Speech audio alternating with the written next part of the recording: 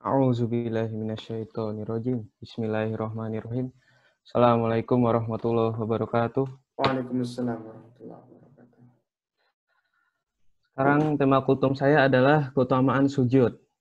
Ma'dan bin Abdi Tolhah al-Ya'mari, ia berkata, aku pernah bertemu Thauban atau bekas budak Rasulullah Shallallahu Alaihi Wasallam. Lalu aku bertanya kepadanya, beritahukanlah padaku suatu amalan yang karenanya Allah memasukkanku ke dalam surga. Atau dan berkata, aku berkata kepada Thauban, beritahukan kepadaku suatu amalan yang dicintai kepada Allah. Ketika ditanya, Thauban malah diam. Kemudian ditanya kedua kalinya, ia pun masih diam. Sampai ketiga kalinya, Thauban berkata, aku pernah menanyakan hal yang ditanyakan tadi kepada Rasulullah Shallallahu Alaihi Wasallam. Beliau bersabda, ntar gedein dulu. Nah, lah kok hilang. Alah, bentar. Bismillahirrahmanirrahim. Alaika bikathroti sujudi lillahi fa innaka la tasjudu lillahi sajdatan illa rafa'aka Allahu biha darajatan wa haqqa'anka biha khoti'ah. Hendaklah engkau memperbanyak sujud, perbanyak sholat kepada Allah. Karena tidaklah engkau memperbanyak sujud karena Allah, melainkan Allah akan meninggikan derajatmu dan menghapuskan dosamu. Dan berkata, aku pun pernah bertemu Abu Darda dan bertanya hal yang sama. Nah, lalu sahabat Abu Darda menjawab, sebagaimana yang dijawab oleh Thauban padaku. Hadis riwayat Muslim nomor 448. Allah Maha Bijaksana, Dia tak akan pernah menyuruh hambanya untuk melakukan sesuatu kecuali ada maksud tertentu dan juga mengandung manfaat. Sholat, nah ini. Nah iki. Ibadah ini memang terlihat hanya seperti gerakan-gerakan sederhana saja. Namun, deretan kajian ilmiah mengatakan sholat memiliki manfaat luar biasa besar. Tak hanya bagi kesehatan, tapi juga soul atau jiwa atau zil. Bahasa Belandanya. Kenapa saya ucapkan dalam 3 bahasa itu? Karena sesungguhnya Al-Quran diturunkan dalam bahasa yang berbeda-beda. Gitu loh. Masing-masing gerakan sholat mengandung manfaat, termasuk sujud ini, di mana ini adalah posisi paling dekatnya hamba kepada Tuhannya. Nah, jadi posisi sujud ini paling dekat karena ketika sujud itu kita merendahkan, rendah di hadapan Maha Pencipta kita. Jadi kita nggak usah seperti Fir'aun, nggak usah bangun tangga-tangga menuju langit atau bikin torrent fan bubble gitu. Nah, itu contohnya. Jadi cukup sujud aja. Sujud memang mengandung manfaat yang luar biasa. Bahkan banyak fadilah yang tak akan bisa didapatkan dengan amalan lain. Bisa dilakukan dengan perantara sujud ini. Berikut adalah manfaat-manfaat luar biasa yang bisa didapatkan ketika bersujud. Sujud membuat otak teraliri darah secara sempurna. Nah, ini saya bingungnya di sini. Kok bisa gitu? Nah, ketika saya membaca ini, ya udah saya coba sujud. Saya agak lamain dikit. Yang tadi sebelumnya cuma 3 detik doang jadi 5 detik. Saya bangkit lagi loh. Kok enak ini rasanya? Nah, saya heran. Saya coba lagi, panjangin 10 detik. Wah, tambah enak ini. Jadi rasanya kayak nggak mau bangun gitu dari sujud. Enak gitu.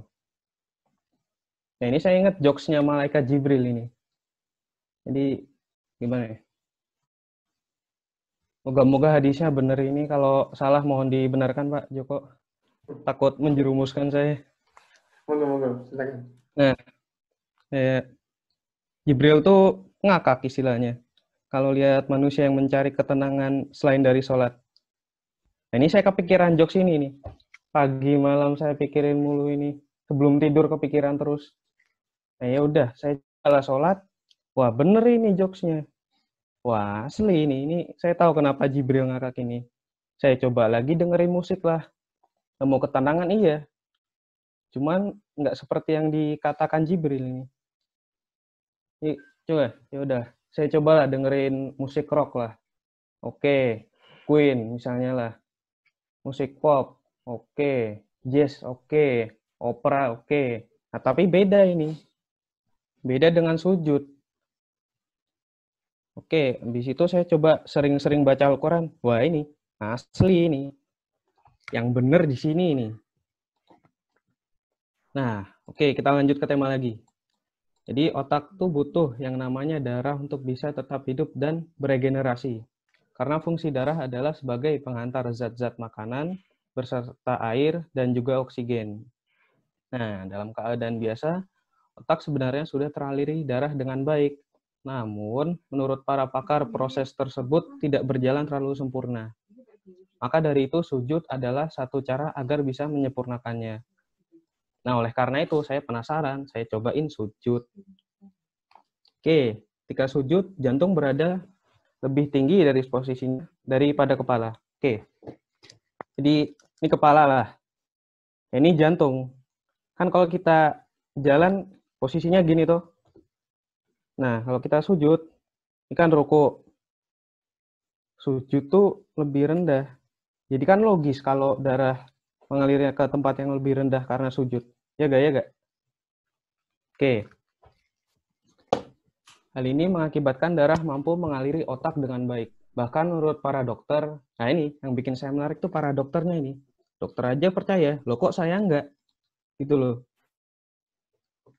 Karena ada satu bagian otak yang tak teraliri darah akhirnya bisa mendapatkan asupan zat liquid berwarna merah itu, darah ya. Hasilnya bisa dirasakan sendiri. Oke, ini saya merasakan sendiri ini. Wah, ini benar ini. Ajaran sujud tuh benar ternyata. Saya nggak nyadar dari dulu. Nah, setelah sujud, terasa kepala lebih segar. Oh iya benar. Nggak percaya? Cobalah. Coba sendiri. Maka makna di balik sholat 5 waktu tentu saja agar manusia bisa selalu mendapatkan manfaat ini. Nah, doa hamba ketika bersujud akan mudah dikabulkan. Atau bahasa bagusnya diijabahkan lah. Iya nggak sih, Pak? Betul, betul. Diijabahkan ya? Oh ya. Seperti yang sempat disinggung di bagian awal, sujud adalah posisi paling dekat seorang hamba dengan Tuhannya. Maka secara logika, nah ini, secara logika, kok bisa dinalar dengan logika gitu? Ini saya kepikiran mulu ini, sebelum tidur ini, pas sholat, selalu. Nah, di momen yang begitu intim ini, tentu saja doa-doa akan dikabulkan. Orang tua saja luluh saat diperlakukan sangat baik oleh anaknya. Apalagi Allah yang Ar-Rahman, Ar-Rahim, As-Sabar, Al-Alim, Al-Basir, As-Sami, Al-Jabar, Al-Jabar, Al-Ghafar, Al-Qahar. Hal ini ditegaskan pula dalam sebuah hadis. Rasulullah bersabda, adapun pada waktu sujud, maka bersungguh-sungguhlah berdoa, sebab saat itu sangat tepat untuk dikabulkan. Agar kekuatan doa saat sujud makin powerful, makin OP lah kita bahasa gamer ngomong itu. Maka kita bisa memanfaatkan timing yang juga sangat disukai oleh Allah. Misalnya, sholat di sepertiga waktu malam, tahajud, di mana dia akan turun untuk membalas doa-doa. Ini alhamdulillah doa saya terkabulkan ini. Sebelum ulangan, saya tahajud dulu. Wah, ini hasilnya bagus ini, paling tinggi di kelas ini. Nah, makanya rapot saya dapatnya paling sekelas ini. Kenapa? Tahajud, ya sujud, gitu loh. Nah, lanjut. Sujud mengandung makna filosofi yang dalam. Sholat mampu mencegah perbuatan keji dan mungkar, sekaligus mampu membuat kita tak sombong. Itu karenanya Fir'aun suruh sujud, tapi nggak mau. Oke lah, ditenggelamkan di Laut Merah. Nah, ketika dia mau membaca syahadat, mulutnya tuh disumpel sama malaikat Jibril pakai tanah itu. Saking bencinya Jibril sama Fir'aun. Nah, makanya di Al-Quran tuh sering-sering disebutkan, sudahkah sampai cerita Fir'aun kepadamu? Nggak cuma sekali, 2 kali doang. Nah, 3 kali. Nah, 3 kali ini yang unik ini, karena ganjil. Allah suka yang ganjil. Wah, ini agak puzzle gitu ini. Sama kayak Rubik lah. Jadi, saya tuh di kelas sering mikir, ya iyalah, of course. Oke, lanjut. Mana tadi? Nah, sujud secara harfiah adalah meletakkan kepala di atas tanah, di mana ini adalah tempat terendah. Maka sujud mengandung perlambangan. Siapapun itu tidak boleh sombong, karena sombong adalah jubahnya Allah. Makanya setiap saya berdoa, saya minta, ya Allah, jangan sampai saya sombong ya Allah. Kalaupun saya sombong dikit, cabutlah seperti mencabut nyawa saya ya Allah. Mau presiden ataupun tukang asongan, ketika sholat mereka ya pasti sujud. Ya iyalah, nempelkan dahinya di tempat yang paling rendah. Dampak sholat akhirnya mampu membuat orang terhindar dari sifat sombong. Lalu sebuah pertanyaan unik pun muncul. Ada yang rajin sholat kok tetap sombong ya? Good question. Ya sudah sangat jelas, hal tersebut adalah akibat memandang sholat hanya sebagai kewajiban yang selesai, atau yang sepele lah intinya. Mereka tidak mendalami makna filosofinya yang begitu dalam. Nah, makanya sholat jangan cepat-cepat, jangan cuma ketebak-ketebuk doang. Karena saya lihat ibadahnya orang Yahudi, kok ngangguk-ngangguk doang gitu, di tembok tuh. Tapi kok mereka tekuni gitu. Nah, ini kita Islam. Kok nggak ditekuni gitu sujudnya itu. Padahal udah berkali-kali diucapkan di Al-Quran. Nah, kematian saat sujud berbalas surga. Seindah-indahnya kematian, tentu saja saat momen paling terdekat dengan Tuhan.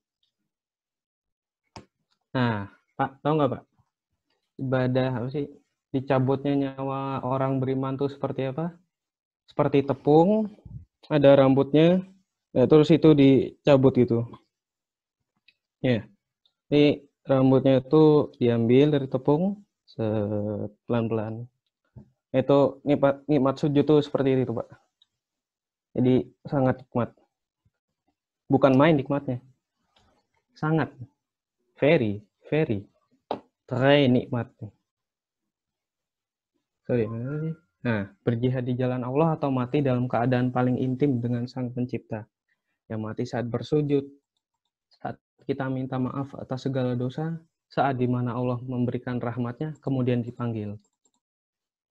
Oleh karena itu, sujud itu paling dekat dengan gerakan sholat yang paling dekat dengan Allah.